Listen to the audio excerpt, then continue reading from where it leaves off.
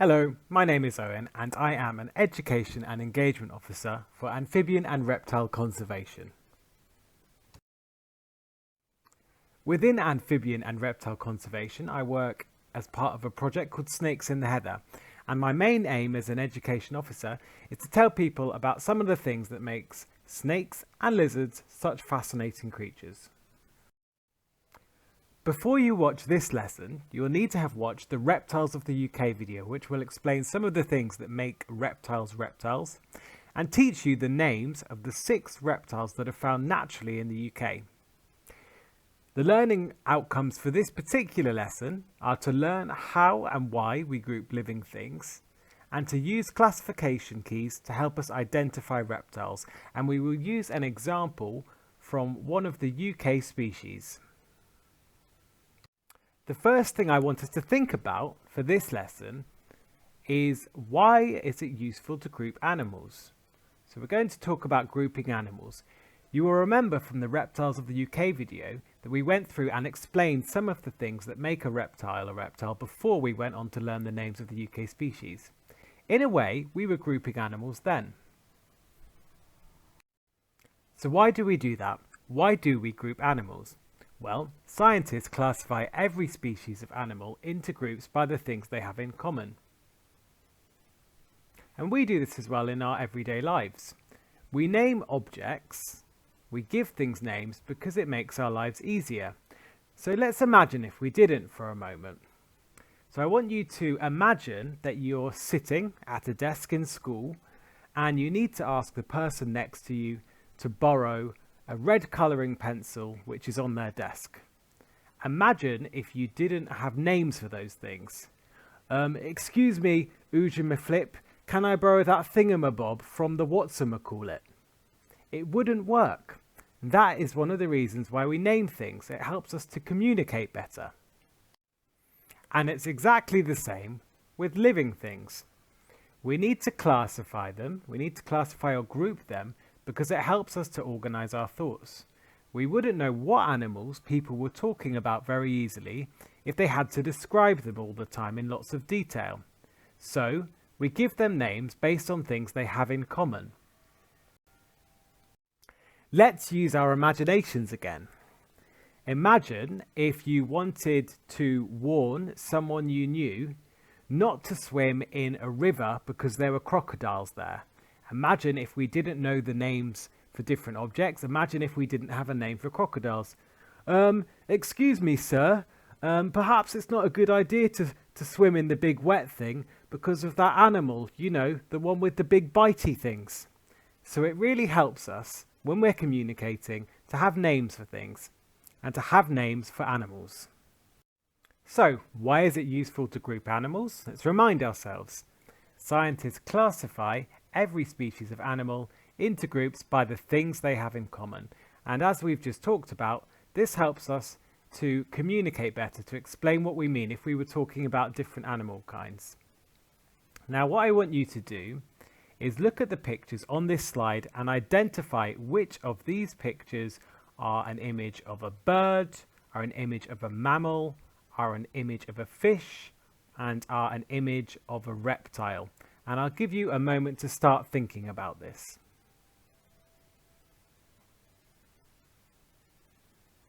So which of these pictures are birds, which are mammals, which are fish, and which are reptiles? Let's start with birds. Which of the pictures is a bird? Well, what are some things that we know about birds? Often birds fly, but not all birds fly. They have beaks, they have wings or flippers if they're penguins. We know they have feathers, so we can see that the image in the top left-hand corner is a picture of a bird. So which of the pictures is of a mammal? What are some of the things that mammals have in common? Well, mammals are warm-blooded and mammals have fur. And there is one image here of an animal that has fur. So you can now see the image with the box around is of a polar bear, which is a mammal. So which of these pictures is of a fish? What do fish have in common? Well, fish have scales, fish have fins and tails to help them swim.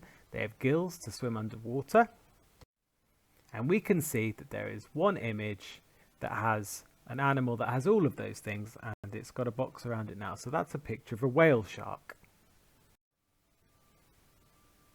So why could you identify a bird? Why could you identify a mammal? And why could you identify a fish? What did you think about? You did exactly the same thing that scientists do. You thought about some of the things that make a bird. So some of the things that birds have in common with each other, or mammals have in common with each other, or fish have in common with each other. And that's the same process that scientists do when we group animals. So why is it useful to group animals? A reminder again, we classify every species of animal into groups by things they have in common. This could be birds, mammals, fish, and it also could be reptiles. So how do we do it? That process that you just did, those questions and the things that you thought about, the things those different groups of animals had in common, we classify animals using a system called classification keys. So see if you can repeat after me, classification keys. Now a classification key is a series of questions that determine an organism's physical characteristics. So it's a series of questions, things we think about that can help us work out some things that different animals have in common. And when you answer one of these questions, it either branches off to another question or it helps us to identify the animal. So what classifications do is we run through a series of questions about different animals and they help us to identify the animal. And what we'll do now is we'll go through some examples to help us learn about that. The first thing I want you to do before we run through how to use a classification key is to see if you can name all the animals in these pictures.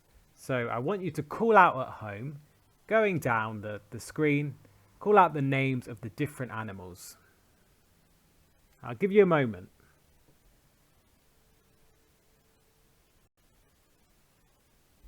Right, so there's a picture of a crocodile, a picture of a sand lizard, which you will remember from the lesson Reptiles of the UK. There's a picture of a turtle and there's a picture of a snake. Now all of these are kinds of reptiles. And if you have a reminder again from the Reptiles of the UK lesson, in the UK there are 6 kinds of reptiles. There are 3 kinds of snake and 3 kinds of lizard. The 3 kinds of snake are the adder, the smooth snake and the grass snake, and the 3 kinds of lizard are the sand lizard, the common lizard and the slow worm. So what we're going to now do is practice using classification keys, and we're going to use one of these animals as an example. In fact, we're going to use a sand lizard as an example. So what I'm going to want you to do is go through this classification key with me. So call out at home your answers as we go through. And I want you to make sure you're calling out and you're thinking about as we go through this classification key. So let's say we have an animal. We've got that picture there. Pretend you don't know that it's a sand lizard. Pretend you don't know it's a reptile. Just pretend all we know is it's an animal and we know what it looks like. So we'll start at the top, the very top. Can you see there's a box with the word animal in? So, looking at that picture, we know it's an animal. So the first part of the classification key we're going to do is say, does that animal have a backbone or does it not have a backbone? So animals that don't have backbones are called invertebrates, and animals that do have backbones are called vertebrates. Is that animal an invertebrate, so an animal without a backbone, or a vertebrate, an animal with a backbone? Look at the picture and see if you could work out if you think it has a backbone. Well, we can see that the picture in the top right hand corner is of an animal that does have a backbone. So just as an example, an animal that might not have a backbone could be a jellyfish or a worm or a snail or a slug, and I put a little picture up of a jellyfish. So the next part, we know it's an animal, we know it has a backbone. So the next question we have on our classification key is, does that animal have fur or does it have no fur? Does that animal have fur or does it have no fur? So what kind of animals do have fur? What kind of animals don't have fur? Well, looking at that picture in the top right hand side of the screen, I can see that that animal in that picture doesn't have fur. In fact, I think it has scales. So we now know it's an animal with a backbone that has no fur. And I've just put a picture up of an animal that is fur, that does have fur, that we could rule out, which is a polar bear, which is a type of mammal. So mammals have fur. So we know this isn't a jellyfish. We know this isn't a mammal. So what is it? So the next part down is this animal that has a backbone but doesn't have fur. Does it have feathers? So is this animal an animal that has feathers or doesn't have feathers? What animals might have feathers? So we can see that the image of the animal in the top right hand side of the screen does not have feathers. So what animals do have feathers? Birds. So we know this isn't a mammal or a bird. So we know it's an animal with a backbone, without fur and without feathers. So what's next? Going down the screen underneath no feathers, what's the next thing we want to find out? The next part of the classification key asks, does this animal have dry skin or does this animal have moist skin? And that one's a bit trickier because we can't really see, because it looks a bit shiny, but it doesn't look very wet. I don't think it's got very moist skin. In fact, I do think it's got dry skin. So if we have an animal that has a backbone, that doesn't have fur, that doesn't have feathers, but has dry skin, we can see it is a reptile. And I put up a picture of a reptile there. However, if it did have moist skin, we could still go a little bit further and think about more about what it could be. We could ask if it has scales or not. So an animal that has a backbone, no fur, no feathers and moist skin, that could either be, if it had scales, that could be a fish. And if it didn't have scales, it could be a frog or a toad, a type of amphibian. But now we know this animal, using the classification key, has a backbone, doesn't have fur, doesn't have feathers, but has dry skin. So we can use this classification key to work out that this animal is a reptile. And of course, the same is true of all our other reptiles. So now I've got up a picture of an adder. So let's go through the classification key again and do the same process. So we know it's an animal. We know that picture is of an animal. We know it has a backbone. It's not wobbly, it's got a skeleton, and it's definitely got a backbone running along it. So we know it's got a backbone. We can see it doesn't have fur. That picture is not of a furry animal. We can see it doesn't have feathers.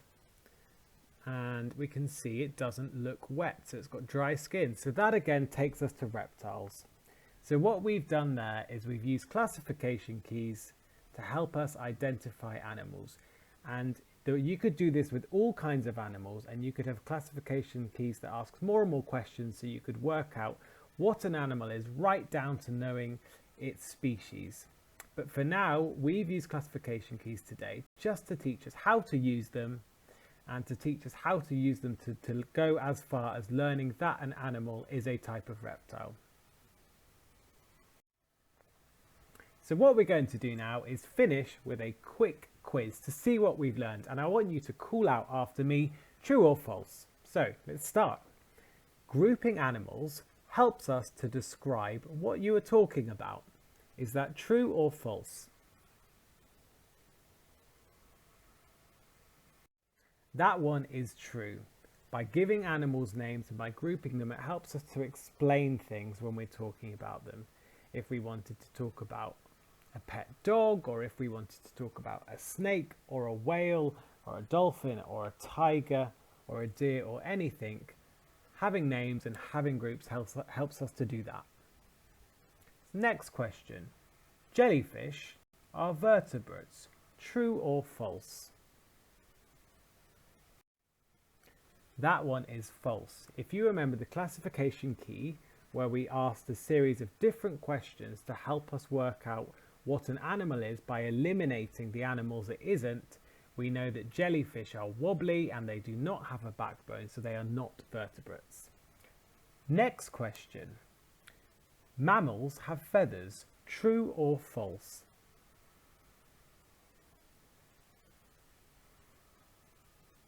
That one is of course false. Mammals have fur. So going through the classification key, when we were looking at what a reptile was, we knew it didn't have fur and it didn't have feathers. So it was neither a bird nor a mammal. Next question. Reptiles have scales and dry skin. True or false?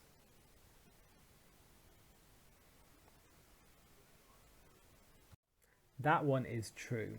When we went through the classification key, which was one that I just wrote specifically for reptiles, but there are lots of different questions you could ask.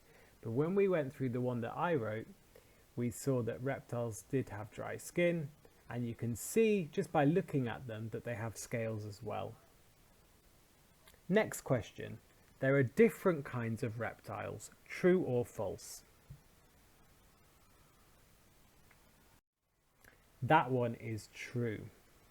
There are 4 main different kinds of reptiles, different ones. There are crocodiles and turtles and lizards and snakes.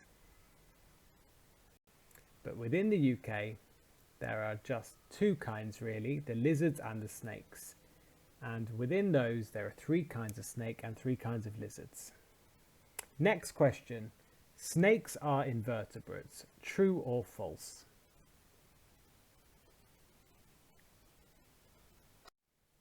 That one is false. Snakes and lizards are vertebrates. They have a backbone. Next question, and the last question of the quiz. Classification keys involve questions that help us to identify living things. Is that true or false?